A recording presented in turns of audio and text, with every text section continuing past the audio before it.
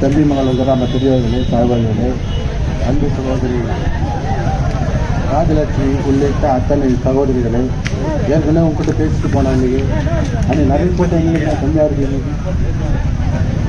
சரி, எல்லாரும் ஒரே ஒரு வரி தான் அதிகமாக சொல்ல வருது. டைம் ஆகுது. நாமெல்லாம் மாம்பழத்தில் ஓட்டு போடணும். சொல்லுங்கள், மாம்பழத்தில் ஓட்டு போட்டாதான் பாரத தலைவர் 3வது முறையாக வருவாங்க. அது சொல்லலை. 3000 2000 3000 கொடுக்குறாங்க, 1 வருஷத்துக்கு கொடுக்குறாங்க.